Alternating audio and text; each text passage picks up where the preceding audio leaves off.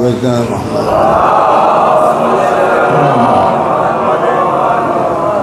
قرآن جو اللہ کی کتاب ہے اور رسول اللہ پر نازل کیا گیا، اپنے آپ میں ایک معجزہ ہے اور اسے اللہ کا کلام بھی کہا جاتا ہے۔ اللہ نے اسے اپنے نبی کے قلب پر نازل کیا اور اس کا یہ دعویٰ ہے کہ یہ ایسا وزنی ہے کہ اگر پہاڑوں پر نازل کیا جاتا تو پہاڑ ٹکڑے ٹکڑے ہو جاتا، پہاڑ ریزہ ریزہ ہو جاتا۔ یعنی یہ قرآن ایسی وزنی کتاب ہے کہ جس کے بوجھ کو پہاڑ بھی نہیں اٹھا سکتا تھا، لہذا اللہ نے اس قرآن کو بیت المعمور پر نازل کیا اور بیت المعمور سے قلب رسالت پر نازل کیا۔ رسول اللہ کے قلب پر یہ قرآن نازل ہوا۔ اس کا مطلب یہ ہے کہ رسول اسے کہتے ہیں کہ جو قرآن کے وزن کو اپنے قلب پر برداشت کر سکتا ہے۔ کلام الہی ہے اور ساری کائنات سمٹ کے جس کتاب میں آ جائے اسے قرآن کہتے ہیں۔ کائنات کا ہر خشک و تر قرآن میں موجود ہے۔ جس وقت سے قرآن نازل ہوا ہے اس وقت سے لے کے اب تک اور اب سے لے کے قیامت تک قرآن کی کوئی صورت کی، کسی آیت کی کوئی مثال لا نہیں سکتا اور کوئی کائنات میں اس جیسا قرآن بنا نہیں سکتا۔ ظاہر سی بات ہے کہ یہ دعویٰ ہے قرآن کا کہ اگر تم سمجھتے ہو کہ یہ اللہ کا کلام نہیں ہے تو اس کی آیت جیسی ایک آیت ہی بنا لاؤ۔ اس سے بات ثابت ہوتی ہے کہ اگر من جانب اللہ کوئی چیز ہوتی ہے تو اس جیسا کائنات مل کے بھی نہیں بنا سکتی۔ یہی وجہ ہے کہ جب قرآن صامت کا جواب نہیں آ سکتا تو قرآن ناطق کا بھی جواب نہیں آ سکتا۔ جیسے دوسرا قرآن نہیں بن سکتا ویسے ہی کائنات میں کوئی دوسرا علی بھی نظر نہیں آ سکتا اور کائنات میں کوئی علی جیسا بھی نظر نہیں آئے۔ ظاہر سی بات ہے کہ علی علی ہیں اور باقی سب ہیں، مگر علی جیسا کائنات میں کوئی نہیں ہے۔ مولا علی کی شان عجیب و غریب ہے۔ بغیر کوئی زور خطابت خرچ کیے ہوئے میں آپ کے سامنے ایک بات عرض کرنا چاہتا ہوں کہ جب فضائل مولا کائنات کی بات آتی ہے تو لوگ اس میں بحث کرتے ہیں اور یہ کہتے ہوئے نظر آتے ہیں کہ آپ اس میں غلو کرتے ہیں، آپ اس میں اضافہ کرتے ہیں، آپ علی کو علی کی منزل سے بڑھا دیتے ہیں۔ لیکن سب سے بڑی بات یہ ہے کہ علی کی منزل طے کرنے والے آپ کون ہیں؟ آپ کو کیا اختیار ہے کہ آپ علی کی منزل کو طے کریں؟ اگر میں یہ کہہ دوں تو شاید کوئی غلط نہ ہوگا، علی کے چاہنے والوں کے دل خوش ہو جائیں گے اور علی کے دشمنوں کے دل جل بھن کے کباب ہو جائیں گے۔ بہت سامنے کی بات عرض کر رہا ہوں کہ رسالت کی آخری منزل پردے کے ادھر ہے، مگر علی کی آواز شب معراج ادھر سے آ رہی ہے جدھر مسلمان کہتے ہیں کہ بندگی نہیں ہے الوہیت ہے۔ اب صلوات پڑھیں محمد۔ ہمیں خیال سے اگر آپ لوگ ادھر آ جائیے تو جگہ خالی ہے، ادھر آ جائیے، تھوڑا ادھر آ جائیے۔ ایک صلوات پڑھیں محمد والے۔ آئیے ایک اور صلوات بھیجتے ہیں محمد۔ دیکھیے میں بہرحال آپ کے سامنے 10 دن تک ذکر آل محمد اپنی حیثیت بھر کرنے کی کوشش کرتا رہا اور میں یہی چاہتا ہوں کہ جب ذکر آل محمد ہو تو علی والے سب برابر سے بیٹھے ہوئے نظر آئے۔ اس لیے کہ ایک شاعر نے کیا خوب کہا ہے، وہ یہ کہتے ہیں کہ پہلے چھتوں میں سے آپ الگ سے سنیے، اسی قصیدے کے پڑھتے ہیں۔ ہمارے لکھنؤ شہر میں ایک شاعر تھے جناب احمد رضوی صاحب، اور وہ بہت پرانے اور بہت ہی پرانے شاعر تھے، استاد شعراء میں سے تھے، اور عجب انداز سے وہ سنیے گا ریاض بھائی فضائل مولائے کائنات بیان کرتے ہیں، اور خیبر اور خندق کو بیان کرتے ہوئے وہ یہ کہتے ہیں، غور سے سنیے گا، کہ حیدر نے جو خیبر کو دیے جھٹکے برابر، اور ظاہر سی بات ہے کہ یہ جھٹکے کی بات ہے تو مسلمانوں کو تو جھٹکا لگے ہی گا۔ آپ سنیے گا صاحب، حیدر نے جو خیبر کو دیے جھٹکے برابر، دب دب گئے وہ لوگ جو تھے پٹ کے برابر۔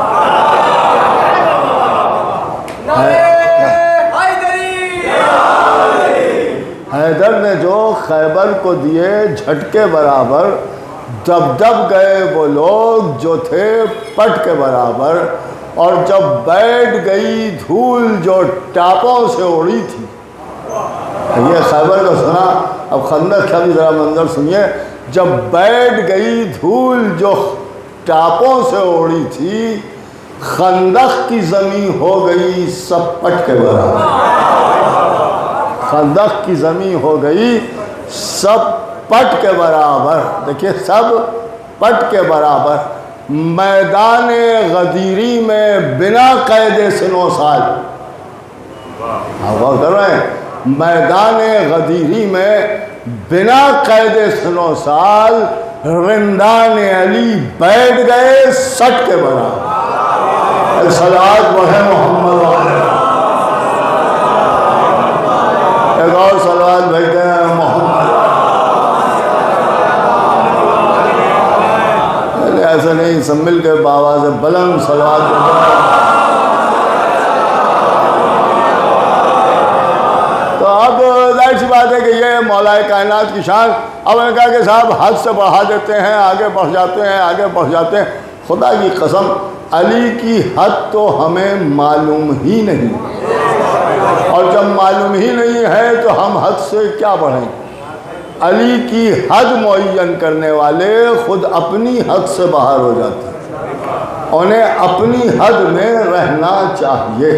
دیکھیے بہت سامنے کی بات عرض کر دوں، مولائے کائنات کو سمجھنا اگر ہے، دیکھیے جاننا اگر ہے، جیسے لوگ کہتے ہیں کہ صاحب ہم آل محمد کو سمجھائیں گے اور ہم آل محمد کو بتائیں گے اور ہم دنیا کو بتائیں گے کہ علی کیا ہے، علی کیا ہے۔ آپ جب خود ہی نہیں جانتے ہیں تو آپ بتائیں گے کیا؟ اس لیے کہ نبی نے فرمایا کہ یا علی تم کو یا میں نے پہچانا یا اللہ نے پہچانا۔ اس کا مطلب یہ ہے کہ علی کو پہچاننے کے لیے کم سے کم صاحب معراج نبی ہونا چاہیے، اور یہاں مسئلہ یہ ہے کہ صاحب معراج نبی تو درکنار، ہم نبوت کا دعویٰ بھی تو نہیں کر سکتے، تو ہم علی کو کیا جانیں کہ علی کیا ہیں؟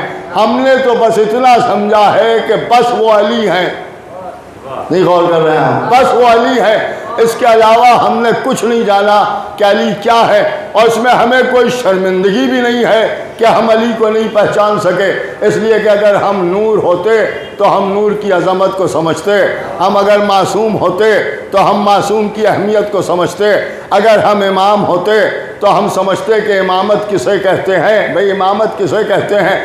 اگر ہم صاحب معراج ہوتے تب ہماری سمجھ میں آتا کہ علی کیا ہیں۔ دیکھیے علی کیا ہے، ظاہر سی بات ہے کہ ہم نے تو بس اتنا سمجھا کہ وہ اللہ ہے، یہ نبی ہے، وہ علی۔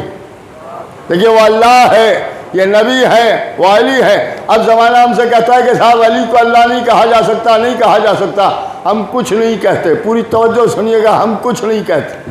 ایک بالکل سامنے کی بات عرض کر دوں، الوہیت کیا ہے؟ تو ان کا صاحب اللہ ہے، اور اللہ کے علاوہ جو کچھ ہے سب اس کی مخلوق۔ دیکھیے سب اس کی مخلوق۔ لوگوں نے اللہ کو نہیں پہچانا، اسی لیے سورج کو خدا کہنے لگے، بڑے غور سے سنیے گا، دیکھیے بات کہاں جا رہی ہے۔ سورج کو خدا کہنے لگے، آگ کو نہیں پہچانا لہذا آگ کی پرستش ہونے لگی، آگ کی پرستش ہونے لگی۔ درختوں کو نہیں پہچانا لہذا درختوں کو خدائی مل گئی۔ بہتے ہوئے دریاؤں نے پیاس کو بجھا دیا تو بہتے ہوئے دریاؤں کو اپنا مدعا سنانے لگے، مدعا سنانے لگے۔ ٹھوکروں میں پتھر آ گئے، پتھروں کو معبودیت مل گئی۔ ہم سے علماء اسلام نے، دیکھیے علماء اسلام، بڑی احتیاط سے آپ کے سامنے عرض کر رہا ہوں کہ اسلام کے علماء نے یہ بتایا کہ سورج کو اللہ نہیں کہا جا سکتا۔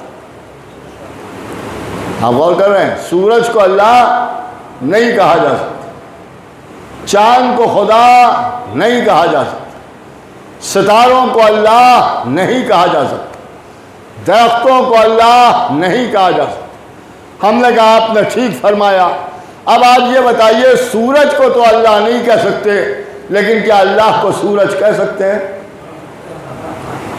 کیسے سناٹے میں بیٹھے ہیں، ایک صلوات پڑھے محمد والے بحث ہے کہ بھائی سورج کو اللہ نہ کہیں، سورج کو اللہ کہیں گے تو شرک ہو جائے گا، بدعت ہو جائے گا، غلط ہو جائے گا، کافر ہو جائیں گے، تو کیا اللہ کو سورج کہیں؟ تو نے کہا نہیں کہہ سکتے۔ اللہ کو چاند کہہ سکتے ہیں؟ کہا نہیں کہہ سکتے۔ چاند کو اللہ نہیں کہہ سکتے، اللہ کو چاند نہیں کہہ سکتے۔ سورج کو اللہ نہیں کہہ سکتے، اللہ کو سورج نہیں کہہ سکتے۔ ہواؤں کو اللہ نہیں کہہ سکتے، اللہ کو ہوا نہیں کہہ سکتے۔ غور کر رہے ہیں، شے کو اللہ نہیں کہہ سکتے، اللہ کو شے نہیں کہہ سکتے۔ خدا کی قسم ایک ہی ذات ہے، چاہے اسے علی کہہ لو چاہے انہیں علی کہہ لو۔ ایک صلوات وہ ہے محمد والے محمد، ایک اور باواز بلند صلوات بیٹھے ہیں۔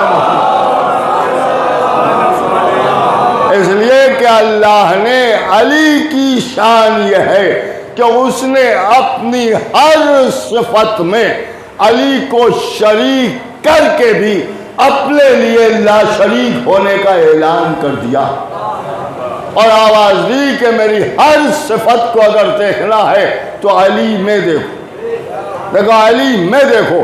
میرے صفات کے مظہر کا نام علی ہے، اور اس شان سے علی کو کائنات میں بھیجا کہ اس نے آواز دی کہ جلنے والے جلتے ہیں تو جلا کریں، مگر میرے علی اب ایک ہی زبان ہوگی، وہی تیری وہی میری۔ اب دو ہی آنکھیں ہوں گی، وہی تیری وہی میری۔ اب دو ہی ہاتھ بناؤں گا، وہی تیرے وہی میرے۔ دیکھیے وہی تیرے وہی میرے۔ اب ایک ہی نفس ہوگا، وہی تیرا ہوگا وہی میرا ہوگا۔ جنت اور جہنم کو خلق کرنے والا میں، تیرا اور میرا کہہ کے بانٹنے والے تم۔ نہیں غور کر رہے ہیں؟ دیکھیے فضائل کے لیے خاص طور سے آل محمد نے آپ ہی کو چنا ہے۔ پورے چیلنج سے آپ کے سامنے عرض کر رہا ہوں، فضائل سننا صرف آپ ہی کا حق ہے،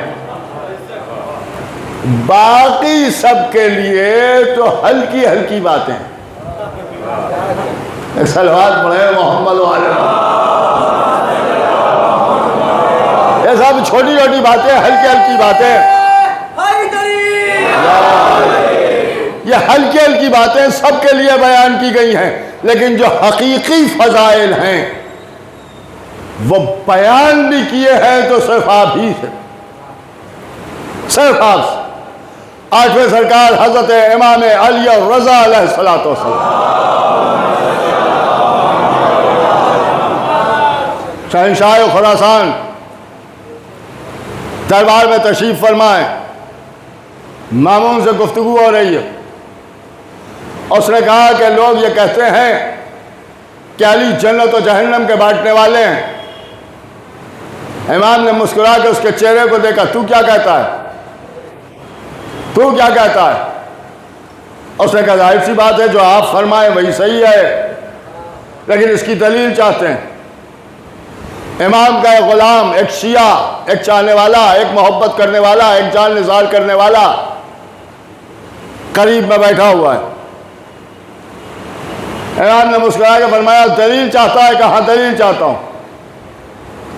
کہا تو نے رسول اللہ کی یہ حدیث سنی ہے کہ یا علی حب کا تقوی والایمان و بغض کا کفر و نفاق؟ کہاں سنی ہے؟ یہ حدیث صحیح ہے؟ صحیح ہے۔ کہ اس کا مطلب علی کی محبت ایمان ہے؟ کہ بے شک۔ کہ علی کی عداوت کفر ہے؟ کہ بے شک۔ کہ دل میں اگر محبت علی ہے تو صاحب ایمان ہوا؟ کہا۔ کہ بغض علی ہے تو کافر ہوا؟ کہا کافر ہوا۔ کہ بات تو ختم ہو گئی، اس لیے کہ جو صاحب ایمان ہے اس کے لیے جنت ہے، اور جو کافر ہے اس کے لیے جہنم ہے۔ دیکھیے نکتہ آپ کے اور ہمارے امام کا ہے۔ آپ نے ایسے نہیں سنا جیسے آپ علی متقی کا نکتہ سنتے ہیں۔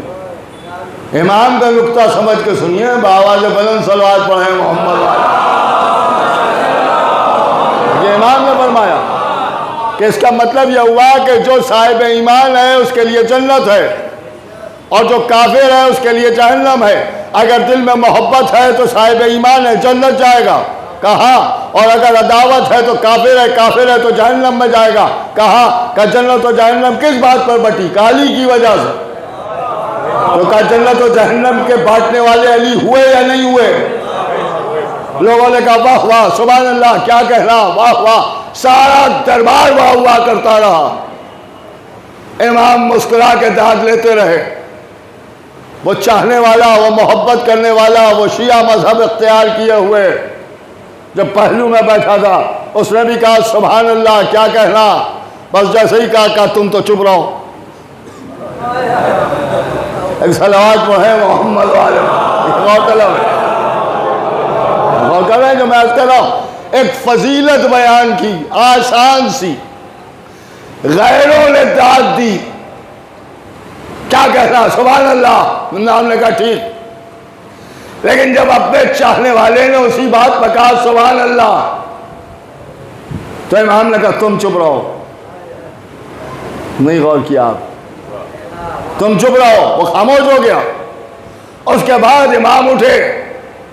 جب امام اٹھے تو سارے دربار میں سب اٹھے، اور جب سب اٹھے تو وہ بھی اٹھا۔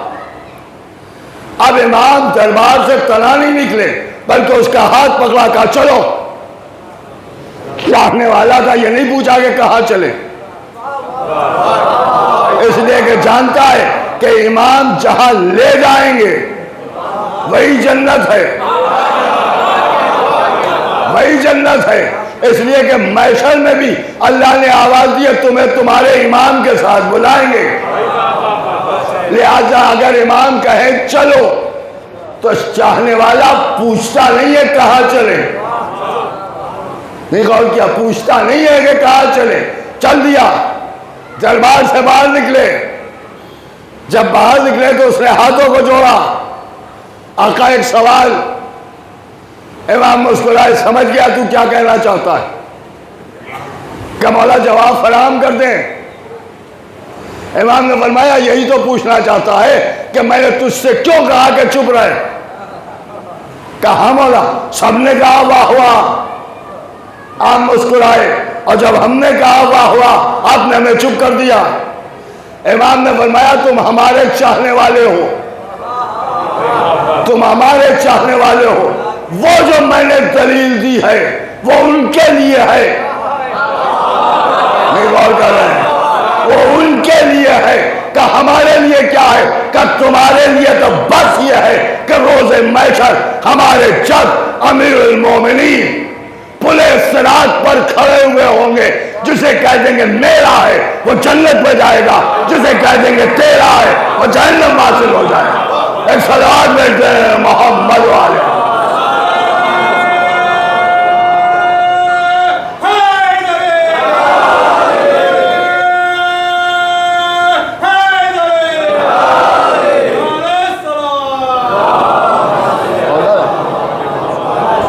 دیکھیے اس سے کیا سبق ملتا ہے، آپ غور کریں اس سے کیا سبق ملتا ہے۔ اس کا مطلب یہ ہے کہ امام نے بتایا کہ کہ خالی یہ نہ دیکھنا کہ ہم نے کہا ہے، بلکہ یہ بھی دیکھنا کہ ہم نے کس سے کہا ہے۔ ایک صلوات پڑھیں محمد والے محمد، ایک اور صلوات بھیجتے ہیں محمد والے۔ تو اب ظاہر سی بات ہے کہ ہمیں جو فضائل پڑھنا اور سننا اور سمجھنا ہے وہ فضائل دیکھنا ہے جو آل محمد نے ہمارے لیے بیان کیے، ہمارے لیے بیان کیے۔ اس سے ایک بات یہ بھی سمجھ میں آتی ہے کہ اگر کوئی صاحب یہ کہیں کہ یہ فضیلت ہماری سمجھ میں نہ آئی تو ان سے کہہ دیجئے کہ یہ آپ کے لیے تو تھی نہیں، آپ نے سنی کیوں؟ ایک صلوات وہ ہے محمد والے۔ میں اب آپ غور فرما رہے جو بحث کر رہا ہوں۔ اب ظاہر سی بات ہے کہ یہ ایک عجیب و غریب معاملہ ہے اور ہمیشہ جواب آل محمد کے چاہنے والوں نے بھرے ہوئے درباروں میں دیے۔ خلیل احمد چشتی اپنی کتاب میں ایک واقعہ نظم کرتے بیان کرتے ہیں اور انہیں نے بیان کیا کہ ایک بی بی تھی، یہ خلیل احمد چشتی ہم میں سے نہیں، وہ یہ بیان کر رہے ہیں کہ ایک عورت جو علی کی چاہنے والی تھی، اس کا نام جاریہ تھا۔ کیا نام تھا؟ جاریہ۔ ایک روز معاویہ کی سواری نکلی، کمسنی کا عالم تھا، یہ راستے میں کھڑی ہوئی تھی۔ معاویہ نے آگے بڑھ کے پوچھا تیرا کیا نام ہے؟ اس نے جواب دیا کہ جاریہ۔ اس نے کہا علی کی چاہنے والی ہوگا؟ بے شک، اس میں کوئی شک، اس میں کوئی شک، ہم علی کے چاہنے والے ہیں۔ اس نے کہا تمہارے ماں باپ نے تمہارا کیا نام رکھا ہے؟ جاریہ۔ جاریہ تو کنیز کو کہتے ہیں۔ آخری آدمی تک توجہ جو یہاں اور نیچے کھڑے ہیں ان سب کی طرف، جاریہ تو کنیز کو کہتے ہیں۔ اس نے ہنس کے کہا کہ میرے ماں باپ سے تو بڑھ کے تیرے ماں باپ جاہل تھے، اس لیے کہ انہی نے تیرا نام مؤنث رکھا ہے، مذکر نہیں رکھا ہے۔ ایک صلوات پڑھیں محمد والے محمد۔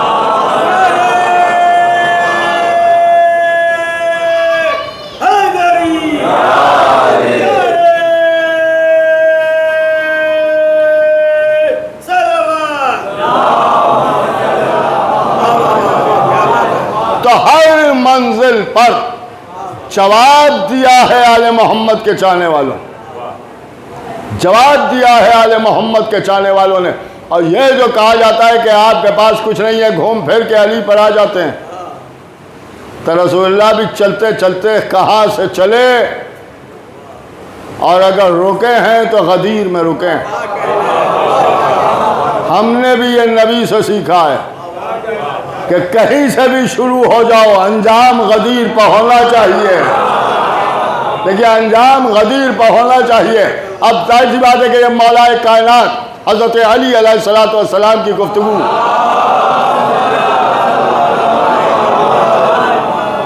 اب علی کے مقابلے میں لوگ بن کے بیٹھ گئے۔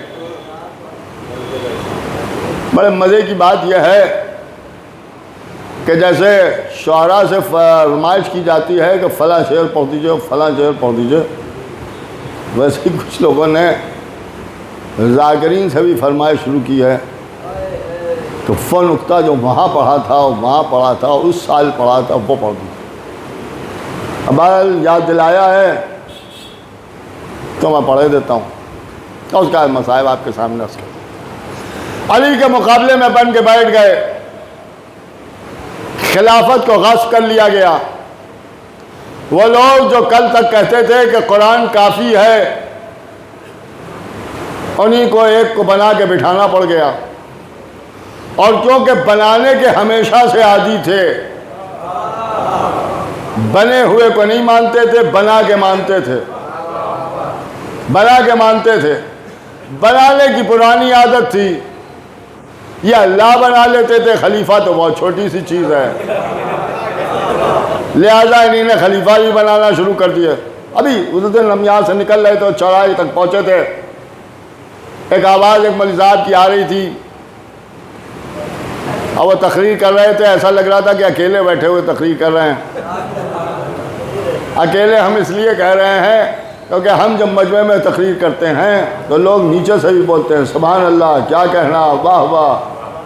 ہمیں یہ کہنا نہیں پڑتا ہے کہ آپ کہیے سبحان اللہ، مگر ان کے کہنے کے باوجود کوئی نہیں کہہ رہا تھا، اس کا مطلب یہ ہے کہ وہاں کوئی نہیں تھا، اور وہ 2 نمبر کی چیز کا عادل بتا رہے تھے۔ ایسے ہی اگر عادل ہوتے تو 2 نمبر پر کیوں ہوتے؟ ایک صلوات پڑھیں محمد والے، عادل بتا رہے تھے۔ اور عادل بھی یہ بتا رہے تھے کہ انہوں نے آگے بڑھ کے پوچھا کہ رسول اللہ نے جو منافقین کے نام بتائے ہیں ان میں میرا نام تو نہیں ہے؟ اور وہ بار بار پوچھے جاتے، ان کا ساتھ کتنے انصاف پسند، کتنے عادل آدمی تھے کہ بار بار پوچھتے تھے میرا تو نام نہیں ہے، میرا تو نام نہیں ہے، میرا تو نام نہیں ہے۔ کتنے شریف آدمی تھے، اللہ اکبر۔ ایسی شرافت تو ہم نے کہیں دیکھی نہیں، لیکن جس سے پوچھتے تھے اس کی شرافت کا بھی کیا کہنا۔ یہ پوچھا کرتے تھے تاریخ پڑھ کے بتائیے، ایک بار بھی اس نے کہا کہ نہیں تمہارا نام نہیں ہے؟ ایک بار بھی کہا مذہب بدل دوں؟ اس کا مطلب یہ ہے کہ پوچھا کرتے تھے اور وہ خاموش رہتے تھے۔ ایک آدھ جگہ یہ ملتا ہے کہ انہوں نے کہا رسول اللہ نے منع فرمایا ہے بتانے پر، ذرا سی بھی عقل ہوتی تو سمجھ جاتے، نہیں غور کر رہے ہیں۔ ایک سوال پوچھا کہ ہمارا نام تو نہیں ہے، اور انہوں نے پلٹ کے کہا کہ رسول نے منع کیا ہے کہ بتانا نہیں۔ اس کا مطلب ہے تو، مگر کیونکہ رسول نے منع کیا اس لیے بتا نہیں رہے ہیں۔ ایک صلوات وہ ہے محمد والے، وہ فرمائے یہ ساری چیزیں غور کرنے کی ہے۔ اب پہلے صاحب بیٹھ گئے، مسجد چھلک رہی ہے، پہلا جمعہ ہے، پہلا دن ہے، منبر پر آ کے بیٹھے ہیں، پہلا خطبہ ہے، اور پہلے خطبے میں یہ جملہ کہا کہ میں تمہارا جیسا ہوں، میں تم سے افضل نہیں ہوں۔ آج میں نکتہ نہیں ہے، مجھ سے ایک سوال ہوا تھا جس کا جواب میں نے دیا، میں تم سے افضل نہیں ہوں، میں تمہارا جیسا ہوں۔ جب یہ بات کہی گئی تو ان کا صاحب دیکھیے کتنے عادل تھے اور کتنے شریف آدمی تھے کہ ممبر پر بیٹھ کے انکساری میں یہ کہا کہ میں تمہارا جیسا نہیں ہوں، میں تمہارا ہی جیسا ہوں، اور میں تم سے افضل نہیں۔ میرا ایک چھوٹا سا سوال ہے کہ جب آدمی کوئی بات کرتا ہے یا سچ کہتا ہے یا جھوٹ کہتا ہے، یا سچ بولے گا یا جھوٹ بولے گا، تیسرا کوئی راستہ نہیں، یا سچ کہے گا یا جھوٹ کہے گا۔ تیسرا ایک راستہ ہے تقیہ کا، وہ آپ کے یہاں ہے نہیں۔ عام مسلمانوں میں تقیہ نام کی کوئی چیز ہے نہیں، لہذا وہ تو آپ کر ہی نہیں سکتے ہیں، وہ تو آپ کے یہاں حرام ہے، بدعت ہے، شرک ہے، ساری چیزیں ہیں۔ اب انہی نے جو کہا کہ میں تم سے افضل نہیں ہوں، تو یا سچ کہا یا جھوٹ کہا۔ اب مسلمان خود ہی ہمیں بتا دیں کہ انہی نے سچ کہا ہے یا جھوٹ کہا ہے۔ ایک حدیث انہی نے یہ بیان کی کہ ہم نے انہیں اس لیے مانا کہ رسول اللہ نے کہا تھا کہ جو تم میں سب سے افضل ہو اسے بٹھا دینا۔ اب میرے بعد وہی جانشین ہوگا جو سب سے افضل ہوگا، تو آپ نے جسے افضل سمجھ کے بٹھایا تھا اس نے بیٹھتے ہی اس بات کا اقرار کیا کہ میں تم سے افضل نہیں ہوں۔ اب آپ بتائیں کہ مسلمان صحیح ہیں یا بیٹھنے والا صحیح ہے؟ سچ کون بول رہا ہے؟ خلیفہ جی سچ بول رہے ہیں یا ہاتھ پر بیعت کرنے والے سچ بول رہے ہیں؟ آپ غور کر رہے ہیں؟ اگر انہی نے یہ بات سچ کہی اور یہ واقعی کسی سے افضل نہیں تھے تو حدیث کی روح سے یہ خلیفہ نہیں ہو سکتے، اور اگر یہ جھوٹ بولے ہیں تو صدیق نہیں ہو سکتے۔ اے صلوات پڑھیں محمد والے محمد۔ جو ایک بار بھی جھوٹ بولے وہ صدیق نہیں ہو سکتے۔ ابھی آپ خود ہی طے کر کے بتا دیں کہ یہ خلیفہ تھے یا صدیق تھے۔ انہوں نے خود کہا ہے کہ میں تم سے افضل نہیں ہوں۔ ہمارا معاملہ یہ ہے کہ ہم نے اسے مانا ہے کہ جس نے خود کہا ہے کہ مجھ سے کوئی بہتر ہو تو لے آؤ، مجھ سے کوئی افضل ہو تو لے آؤ، ارے مجھ جیسا کوئی ہو تو لے آؤ۔ کائنات میں خدا کی قسم مولا علی جیسا تو کائنات میں کوئی نظر ہی نہیں آتا۔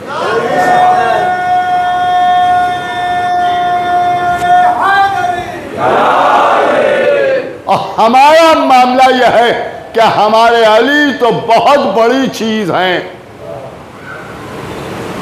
کوئی ہمارا جیسا نہیں۔ بڑے غور سے سنیے گا جو میں عرض کر رہا ہوں، ساری کائنات مل کے ہمارا مقابلہ نہیں کر سکتی۔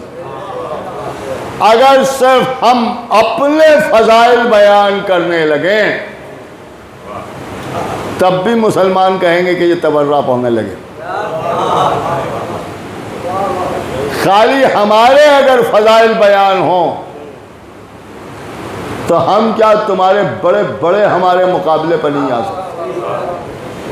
جتنے یہاں پر بیٹھے ہیں ان سب کی یہ فضیلت ہے کہ ہم نے کبھی کسی بت کے آگے سر نہیں جھکایا۔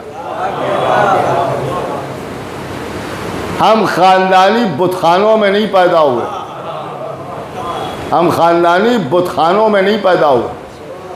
ہم نے کبھی رسول کی رسالت میں شک نہیں کیا، ہم رسول کو چھوڑ کے میدان میں کبھی نہیں بھاگے، ہم رسول کو چھوڑ کے کبھی نہیں بھاگے۔ اگر آپ یوں دیکھیں تو ہر ایک کے پیچھے ہم نماز نہیں پڑھتے، تو جب ہمارا یہ عالم ہے تو ہمارا مولا کیسا ہوگا؟ ہمیں اس بات پر فخر ہے کہ ہم سینہ ٹھوک کے کہتے ہیں کہ ہم شیعہ ہیں، اور اس زور سے کہتے ہیں جو نہیں ہے وہ شرما جاتا ہے اس بات پر کہ وہ کیوں نہیں ہے۔ آپ غور کر رہے ہیں، شیعت سے بڑھ کے کوئی مذہب نہیں، دیکھیے کوئی مذہب نہیں ہے۔ جناب ابراہیم کو نبی بنانے کے بعد، خلت کا شرف عطا کرنے کے بعد، بت شکن بنانے کے بعد، رسول و پیغمبر بنانے کے بعد اللہ نے لفظ شیعہ سے نوازا ہے۔ نہیں غور کیا آپ نے؟ اب جو لوگ کہہ رہے ہیں بدعتی ہیں بدعتی ہیں بدعتی ہیں، آپ کو کچھ خبر بھی ہے ابراہیم سے ہی کعبہ بنوایا تاکہ سب کی سمجھ میں آ جائے کہ شیعہ جو بنا دے وہی قبلہ ہے، وہی قبلہ ہے۔ آپ غور کر رہے ہیں، جو بنا دے وہ اس لائق ہے کہ اس کے آگے سر جھکایا جائے۔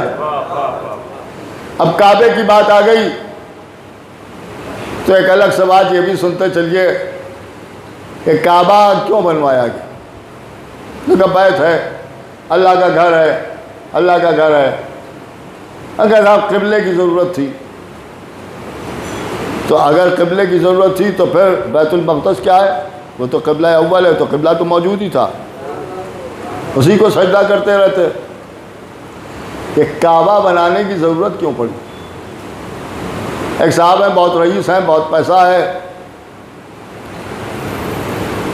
کلکتے شہر میں ان کے 6 7 8 مکان ہیں، اور پھر ایک دیکھا گھر بنوا رہے ہیں. اب جو گھر بنوا رہے ہیں ریاض بھائی کہہ رہے، ریاض بھائی نے پوچھا رہے بھائی یہاں گھر کیوں بن رہا ہے؟ آپ کے تو ماشاءاللہ خود ہی اتنے مکان ہیں، آپ کو کیا ضرورت ہے؟ ان کا نہیں آپ سمجھے نہیں، ہمیں بنوانا ہے. کیوں بنوانا؟ رہنے کی کمی ہے، ایک آدمی ہے، آپ کیا گھروں میں رہیے گا بھئی، کیا گھروں میں رہیے گا؟ اگر آپ سمجھے نہیں، ہمارا بیٹا باہر سے آنے والا ہے، یہ گھر اس کے لیے بن رہا. پہنچے آپ کہیں؟ یہ تو ہمارے پاس بہت ہے، سب کچھ ہے، مگر جو آنے والا ہے نا اس کے لیے گھر بن رہا ہے. اس کا مطلب یہ ہے کہ سب کچھ ہونے کے باوجود اگر کوئی گھر بن رہا ہے تو کسی آنے والے کے لیے بن رہا ہے. نہیں، ایسی واہ واہ نہیں چاہیے.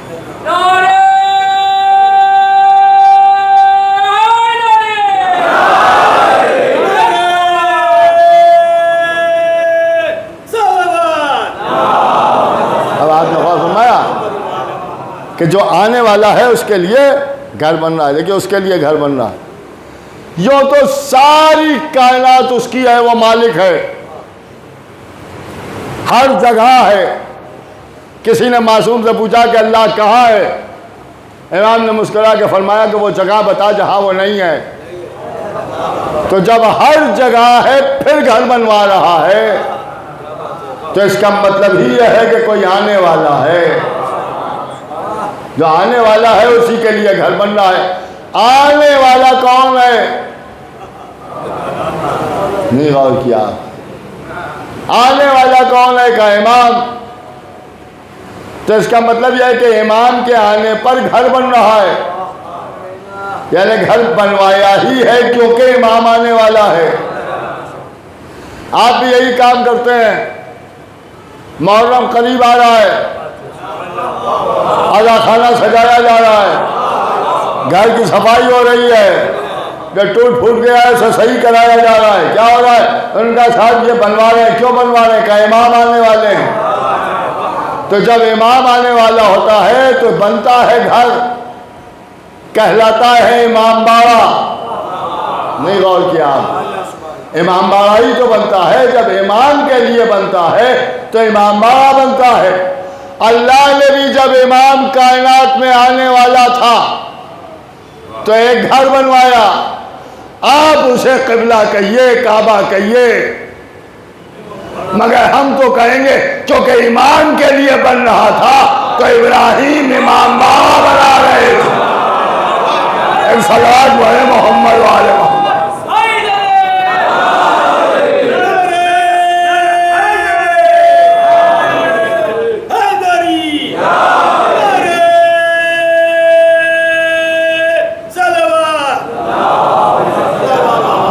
یہی وجہ ہے کہ ہمارے یہاں بھی امام کے آنے کے لیے، امام کے لیے جو بنتا ہے اسے امام باڑہ کہتے ہیں. اسی لیے اللہ نے ابراہیم کو شیعہ بھی کہہ دی،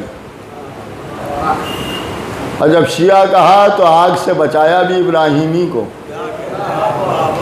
تاکہ زمانے کی سمجھ میں آ جائے جو شیعہ ہوتا ہے وہ جلتا نہیں ہے، نہ یہاں جلتا ہے نہ وہاں جلتا ہے. بس یوں سمجھ لیں کہ ان کے دشمن یہاں بھی جلتے ہیں وہاں بھی جلتے ہیں. یہاں ہمارے نہ جلنے سے جل جاتے ہیں اور جہنم میں آل محمد سے جلتے ہیں، اس لیے جلیں گے. کچھ لوگوں کو اللہ نے جلنے کے لیے ہی خلق کیا، لیکن الحمدللہ ہمیں جو خلق کیا گیا وہ حسین پر رونے کے لیے خلق کیا. یہاں خلقت میں ہی گریا ہے. آج 12ویں محرم ہے، سیوم ہے امام کا. ایک حسین کا سیوم نہیں ہے، کربلا کے 72 پیاسوں کا سیوم۔ ایک دوپہر میں جو کربلا میں گھر لٹ گیا اس کی یاد ہے۔ ابھی آپ جلوس نکالیں گے، شہزادہ علی اکبر حسین کا کڑیل جوان کربلا کی سرزمین پر تصویر پیغمبر، شبیہ پیغمبر، رفتار میں، گفتار میں، سیرت میں، صورت میں ختمی مرتبت سے مشابہت۔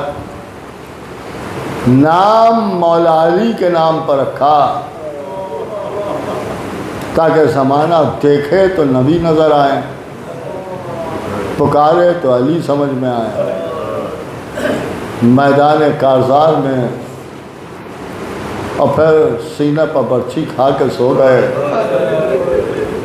حسین نے لاش اٹھانا چاہی مگر نہ اٹھ سکی، تو بنی ہاشم کے بچوں کو بلا لیا۔ بنی ہاشم کے بچے آئے، علی اکبر کا لاشا خیمے میں آ گیا۔ زہرا کے لال کا کربلا میں شہادت ہو گئی، خیمے جل گئے، سیدانیوں کے سروں سے ردائیں چھن گئیں۔ لٹا ہوا قافلہ کربلا سے چلا گیا، منزلوں پر منزلیں طے کرتا ہوا قافلہ جا رہا ہے، یہاں تک یہ قافلہ قید خانہ شام پہنچ گیا۔ بس میں نے مجلس کو ختم کیا، پھر یہ قافلہ قید خانہ شام سے سال بھر کی قید کے بعد رہائی پا گیا، پھر واپس کربلا آ گئے۔ اب جو قافلہ کربلا پہنچا تو سیدانیوں نے اپنے آپ کو ناکوں سے گرا دیا۔ سید سجاد آگے بڑھے، بیویوں کو بتانا شروع کیا، یہاں میں نے بھیا علی اکبر کو سلایا، یہاں آن و محمد سو رہے ہیں، قاسم گنج شہیدہ میں ہیں، یہ بابا کی تربت ہے۔ سیدانیاں تربتوں پر بیٹھی رو رہی ہیں، ایک ایک کا نام لیتے جاتے ہیں، تربت بتاتے جاتے ہیں۔ بیویاں تربتوں پر بیٹھی ہوئی گریہ کر رہی ہیں کہ ایک مرتبہ زینب آگے بڑھیں، سید سجاد کو تلاش کیا، دیکھا خاک پر بیٹھے رو رہے ہیں، آگے بڑھیں، آگے بڑھ کے سامنے بیٹھیں، دونوں ہاتھ بڑھائے، سید سجاد کا چہرہ اپنے چہرے کی طرف کیا، میرے لال تم نے سب کا پتہ بتا دیا۔ کہا ہاں پھوپھی اماں، کہا لیکن میرا بھیا کہاں ہے یہ نہیں بتایا۔ کہا آقا کی قبر سامنے ہے، میرا بابا یہیں سو رہا ہے۔ کہا نہیں میں حسین کی بات نہیں کر رہی۔ کہا پھوپھی اماں کہ پھر کس کی تربت پوچھ رہی ہیں؟ کہا میرا بھیا عباس کہاں ہے؟ میں اتنا سننا تھا کہ سید سجاد رونے لگے، رو کے فرماتے ہیں پھوپھی اماں آپ چچا کی تربت پر نہ جائیں تو بہتر ہے۔ نہیں میرے لال یہ کیسے ہو سکتا ہے؟ اے میرے لال مجھے عباس کو کچھ دکھانا بھی ہے، لہذا مجھے بتاؤ میرا عباس کہاں ہے؟